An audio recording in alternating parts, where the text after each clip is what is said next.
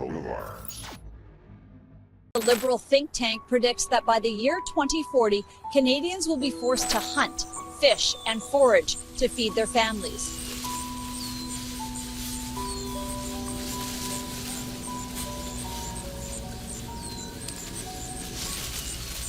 Imagine a world gripped by economic collapse, soaring inflation, and the iron fist of a totalitarian regime.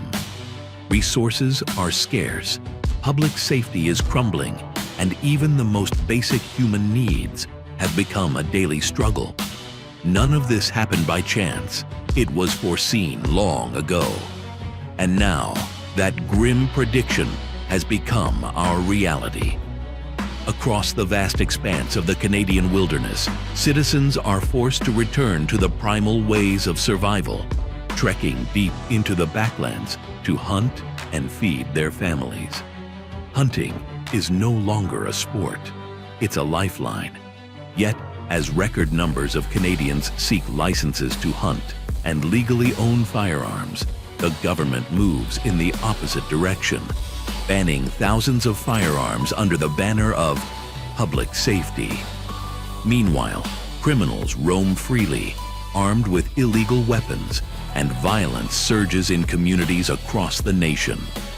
In these uncertain and perilous times, one question echoes louder than ever before. What kind of Canadian are you?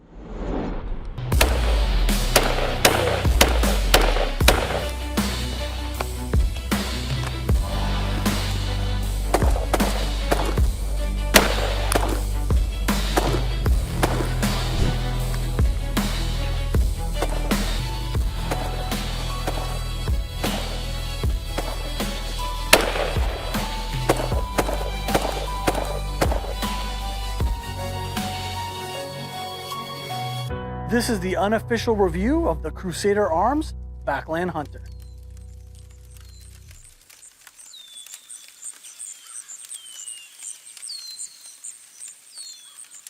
Back at base camp, world's gone to shit. Thankfully, we were able to harvest some sustenance and have ourselves a meal, feed our families, and that's thanks to the tools that we still have available to us.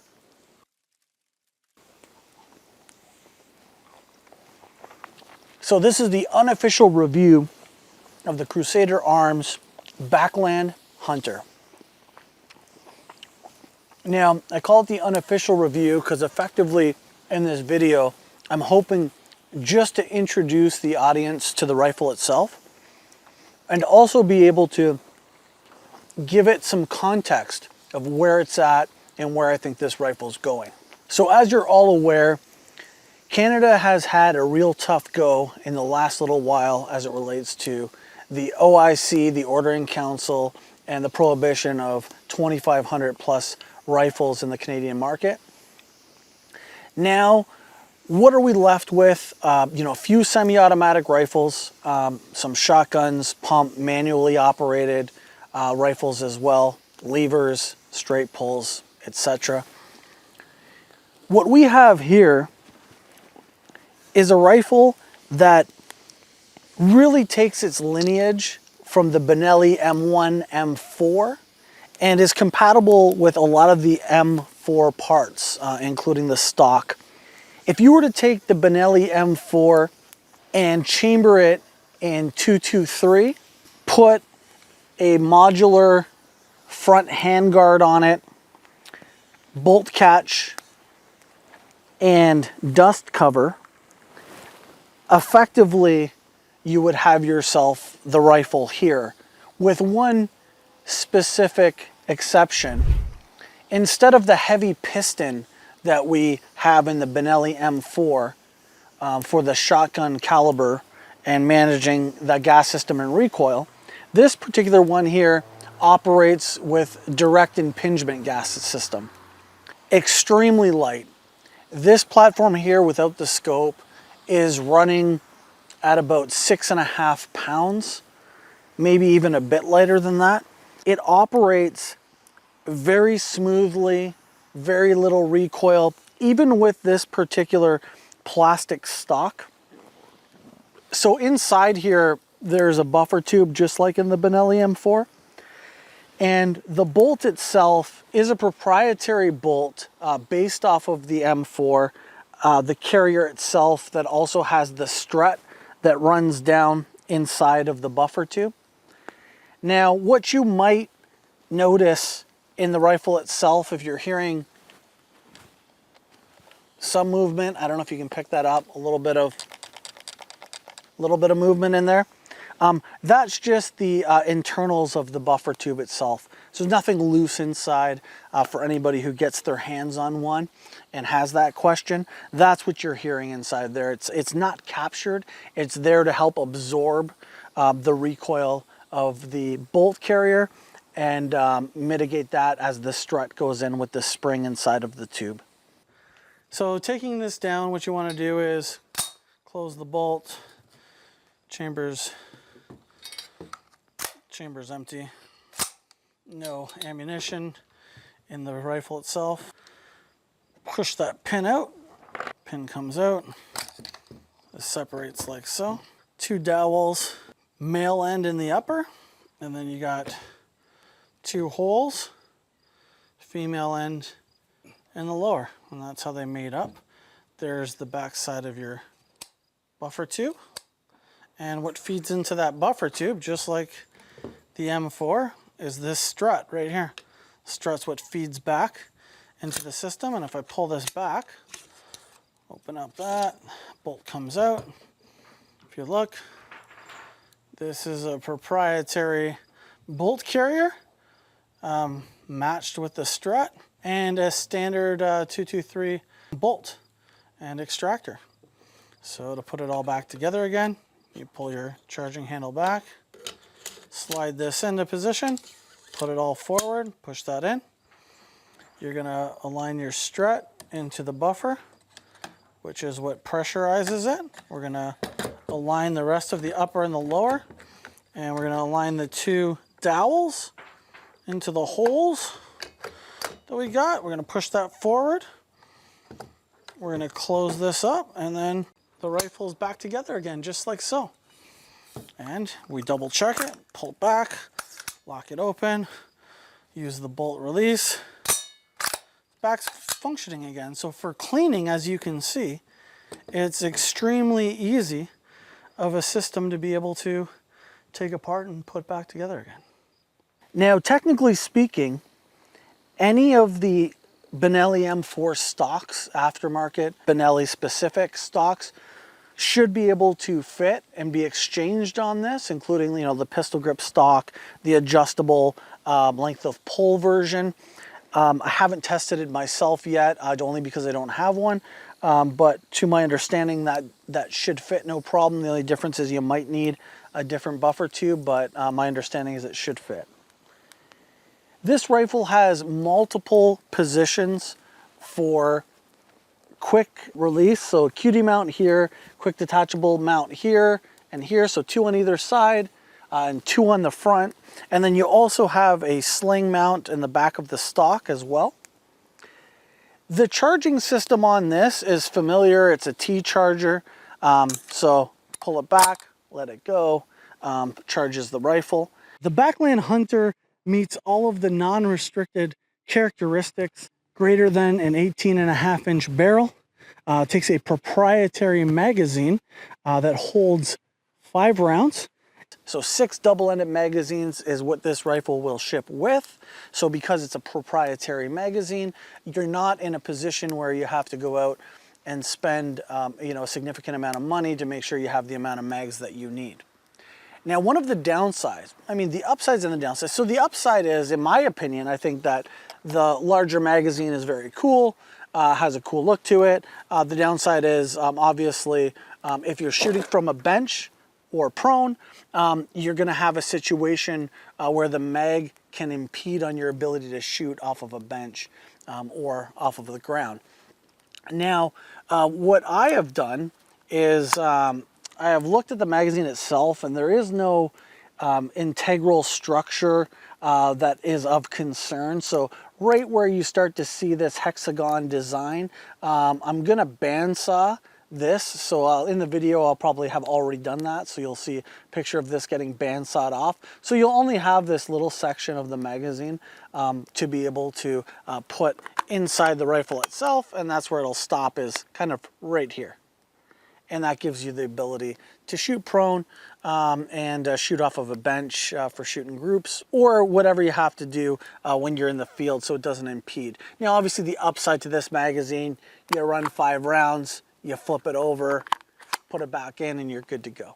So this is a semi-automatic rifle, and I know in Canada that can be perceived as a dirty word because, you know, it's not something historically that our government has been super friendly about. However, like I said, we do have some semi-automatic rifles left on the market.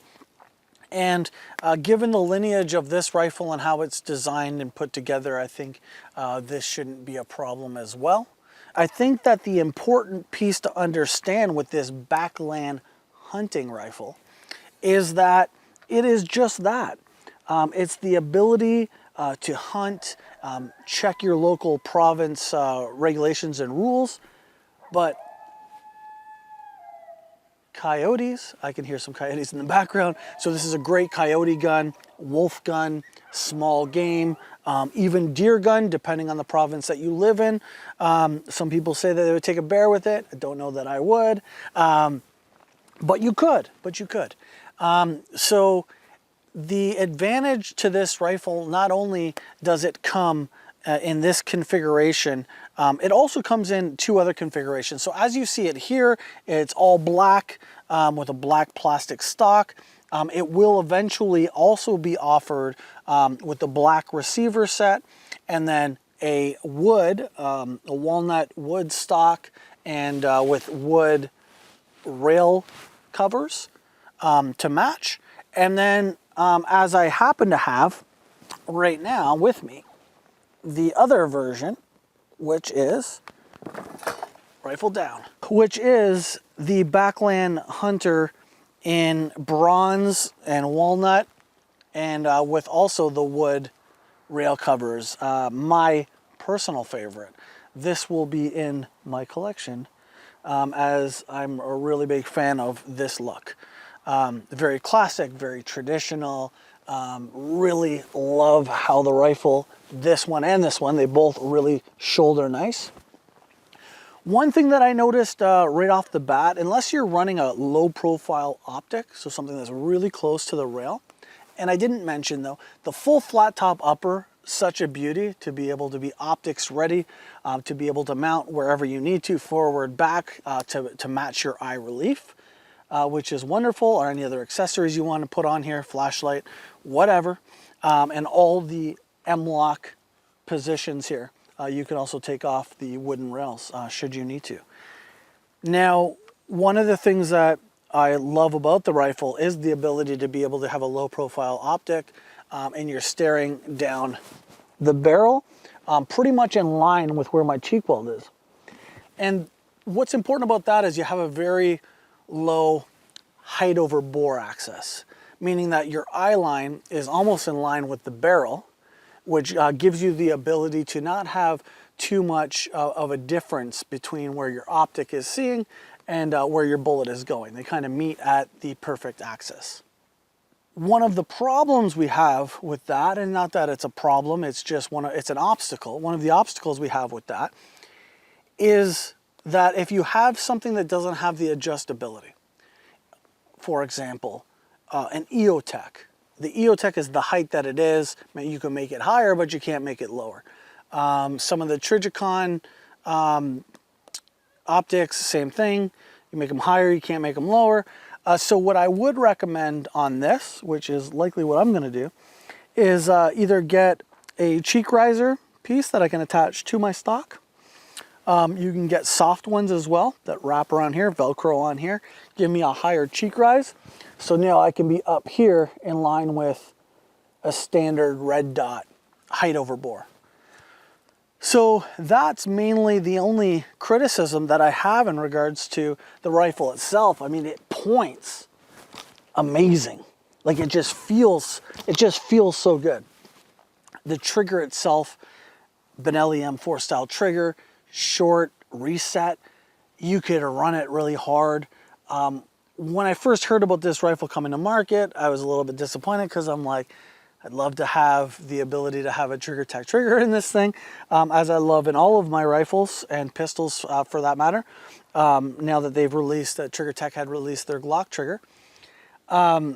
However, this trigger was surprisingly impressive, like surprisingly impressive, because I was not looking forward to using this trigger. And when I did and really got behind the rifle, it can move. It really can move. Makes my life real easy operating this with this trigger. And it's a standard trigger. There's no work done to it. With that also said, because it's a Benelli style trigger, and there's some amazing gunsmiths out there that do trigger work on some of the competition shotguns, they'll be very familiar with being able to polish up one of these triggers if you want to make it even smoother than it already is. Talking about where is this and the price point, it lands at $19.99 for the black version with the stock itself, and I believe it's $21.99 for the wood, any of the wood versions. With the FDE and the wood, you're looking at $21.99. I believe this is in Canadian dollars. Many people, when I first posted this on Instagram, the first impression was they absolutely love it. And they said it's like the Fight Light, the one we have at home. And I do agree. This is very much so like a Fight Light in terms of the way it looks, some of the way it functions, with it differing in the fact that obviously it does not take any sort of a convertible to AR upper. It's not compatible with an AR upper. It's not compatible with any upper. It is proprietary, which is the other great thing that I love how it comes apart. There's one pin up front, and the bolt carrier comes right out. Now, if I were to criticize anything else on this, just in the way that you don't have, in this configuration, you don't have a pistol grip, so I can't get my hand up in here and be able to operate the mag release. So if you're left-handed, that's no problem, because if you're left-handed, what you're doing is when the magazine is inside, left-handed operation, you just grab, push, and pull, which is really easy to operate that way. But if you're right-handed, you got to break your grip, and then you got to come up, choke up on here, and then push the button, which is inconvenient. But the great news is there's a ton of aftermarket parts for this type of a magazine release. So you get the ambi release aftermarket wise, and then you can also operate it the same way on the opposite side. Grab, push, pull, straight back up, and you're ready to rock and roll. So great ability to have a little bit of aftermarket support. I think all in all, to have a rifle like this back on the market is really a godsend for me.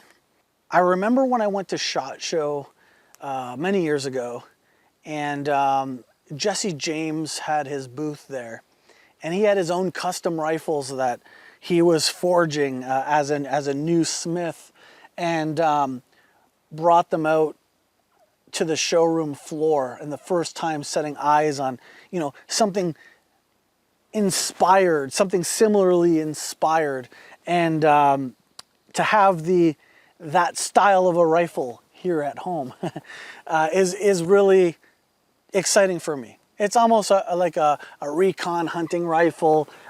Everything is where I want it to be, minus obviously the mag release as I discussed. But outside of that, all in all, world gun to shit. Pretty happy I have this. Until next time, guys, I'm Corey from Coat of Arms TV. Post in the comments. Curious to see what your thoughts are on this Crusader Arms Backland Hunter.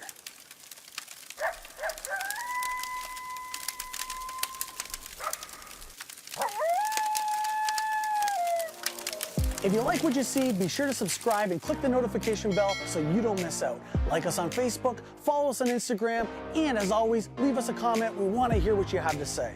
If you want to support us, you can go to coatofarmstv.com for all of our latest apparel. This is Coat of Arms.